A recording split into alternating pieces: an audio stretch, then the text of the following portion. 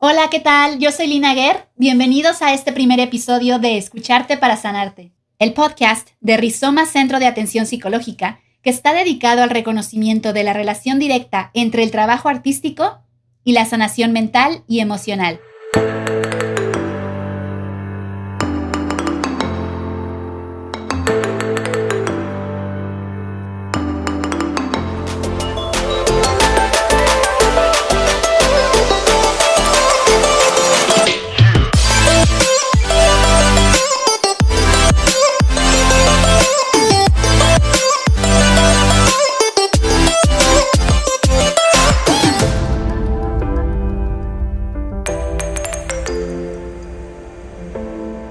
Y pues siendo que este es el primer episodio, me voy a presentar y explicar un poco la dinámica del podcast. Como ya lo mencioné antes, yo me llamo Lina Guerr y tengo 35 años. Soy artista visual y de performance y actualmente acabo de terminar el 6º semestre de la licenciatura en Arte Contemporáneo en la Coordinación Académica en Arte de la Universidad Autónoma de San Luis Potosí. Durante mi periodo como estudiante he desarrollado el objetivo de que mi trabajo artístico encarne la experiencia estética y sanadora del arte. Esto debido principalmente a mi condición de paciente con enfermedad renal crónica. La oportunidad de poder estudiar arte contemporáneo y de realizar mis piezas artísticas me ha brindado la posibilidad de encontrar la fortaleza y motivación para lidiar con este padecimiento, lo cual a su vez generó mucho interés de mi parte por el trabajo arteterapéutico.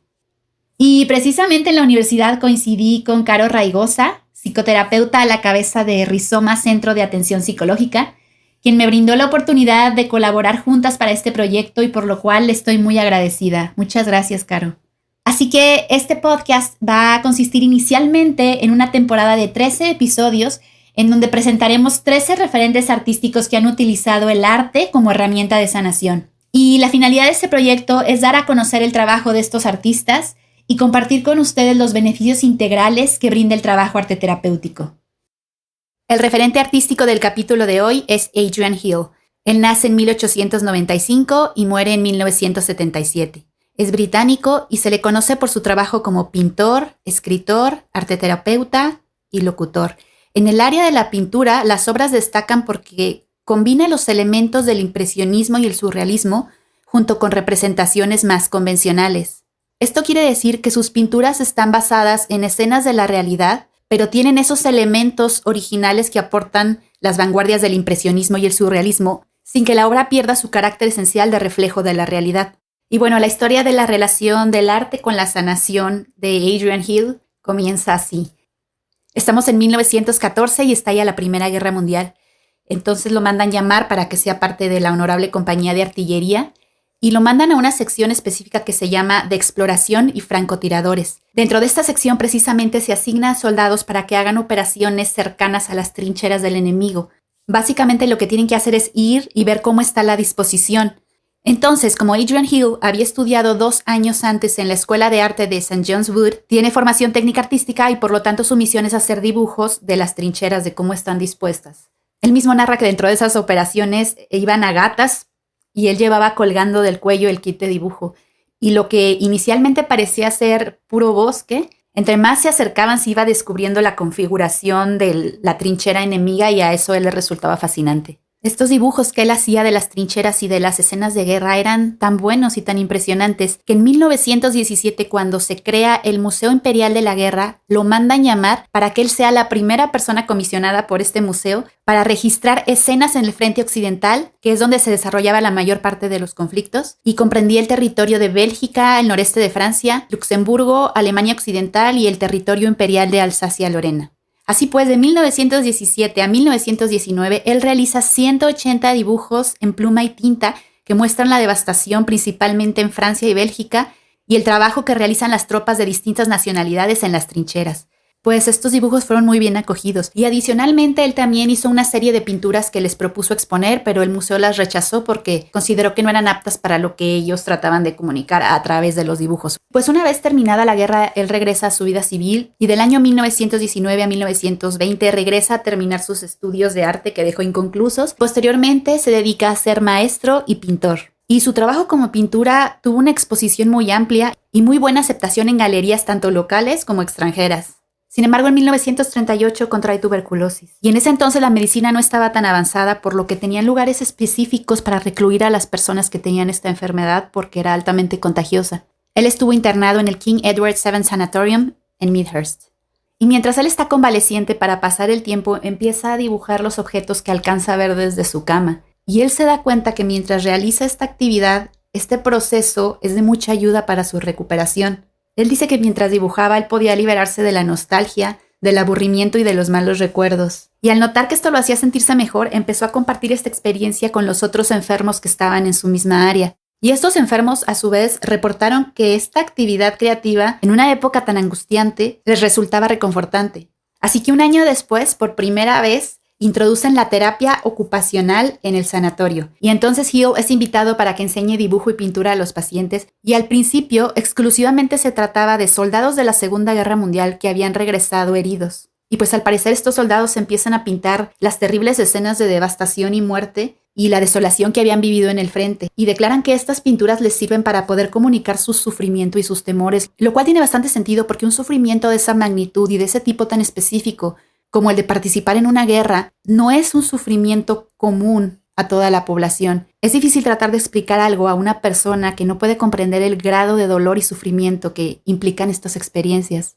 Y bueno, a raíz de Adrian Hill compartiendo esto con sus compañeros pacientes y posteriormente con los heridos de guerra, empieza a darse cuenta que esta práctica artística parece ayudar a los pacientes a distraerlos y a mitigar la aflicción mental y la angustia de la situación. Encuentra además que esta actividad pone en orden la mente del paciente y esto le ayuda a curar sus enfermedades o lesiones y a poder liberar todo el estrés mental.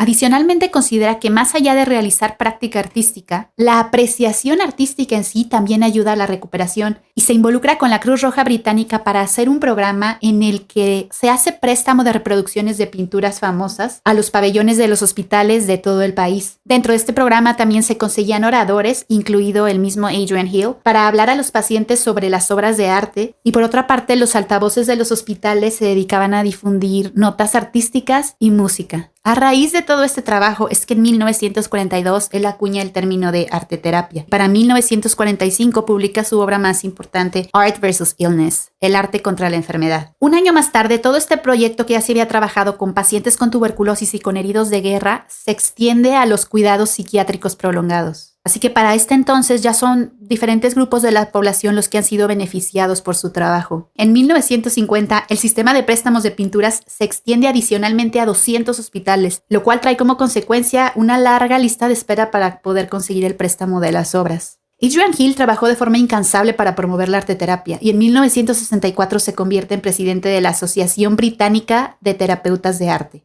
Finalmente fallece en 1977. Regresando un poco a su trabajo de Art vs. Illness, hay 4 ideas principales que me parece muy importante destacar.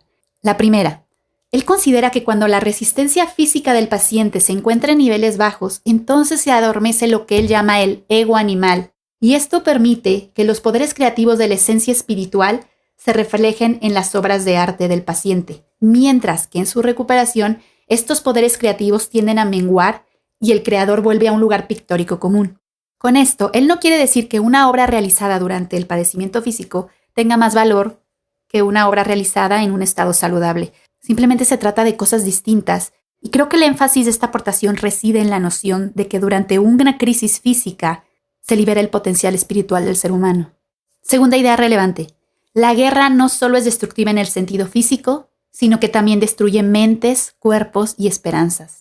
Y la necesidad de una sanación psicológica es mucho más importante que la mera reparación física de la propiedad y el Estado. Esto también puede aterrizarse de manera individual aplicándolo al ser humano. Así como el cuerpo necesita una reconstrucción biológica, la cual se aplica mediante la medicina y los cuidados paliativos, también es necesaria la reconstrucción mental y emocional.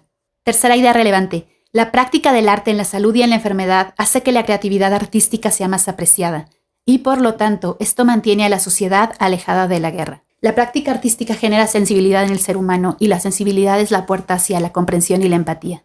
Cuarta y última idea relevante, él veía a la arteterapia convirtiéndose en una parte integral del Servicio Nacional de Salud en Inglaterra. Él la consideraba como un derecho que debía tener la población, tan importante como el derecho a la sanación física. Otro concepto que me parece importante destacar es que Hill no creía precisamente que el papel de la arteterapia fuera el de iniciar una producción de imágenes para que pudieran ser llevadas a análisis y que el terapeuta pudiera reconocer y diagnosticar a partir de estas. Y si bien estas imágenes sí son indicativas del estado del paciente, la finalidad que él otorgaba a este trabajo era la de liberar la necesidad de expresión creativa como un instrumento de resurrección, lo cual está profundamente arraigado en la psique humana. Y una cosa más que me gustaría recalcar. El arte terapia no cura las enfermedades de forma directa. Es decir, si tú tienes un padecimiento crónico, no por realizar arte terapia, automáticamente los síntomas van a desaparecer y el cuerpo va a mejorar. Esto no es necesariamente lo que se propone. Afortunadamente, para eso está ya la ciencia y la medicina, para reparar el daño físico de nuestros cuerpos. La arteterapia es una herramienta mental para lidiar con la situación. Voy a tratar de explicarlo de la siguiente manera. Sé que la analogía que voy a utilizar no es exactamente la adecuada, pero creo que es una forma sencilla de comunicarlo. Lo que voy a narrar a continuación tiene elementos de crueldad animal. Para las personas extremadamente sensibles a este tema, pueden adelantar el audio 1 minuto. Hace más o menos como una semana leí el caso de un psicólogo alemán que estaba tratando de unir los campos de la medicina y la psicología. Y entonces realizó un experimento con ratas de campo recién capturadas a las que arroja a un estanque con paredes lisas, de las cuales no pueden escapar.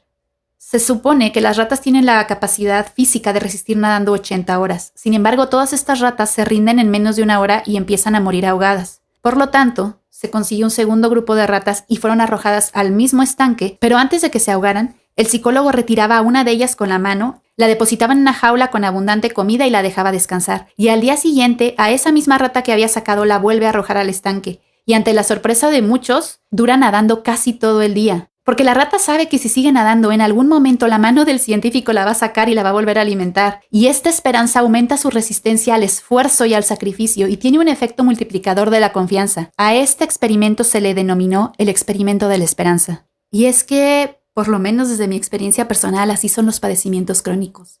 Es estar tratando de mantenerse continuamente a flote sin saber cuándo va a terminar. Es exhaustivo, desgastante, descorazonador. Y el mundo se ve a través de un velo gris. Y precisamente esto es la arteterapia. Es el combustible que le da fortaleza a tu espíritu para que a pesar de lo desfavorecedor de tus circunstancias, sigas nadando y manteniéndote a flote.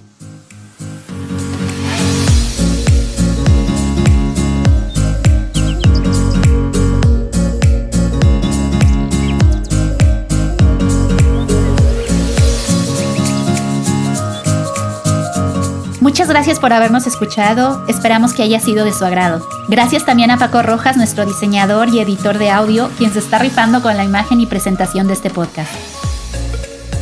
Pueden seguirnos e interactuar con nosotros en nuestras redes sociales. En Facebook nos encuentran como Centro Rizoma y en Instagram como rizoma_arteterapia_.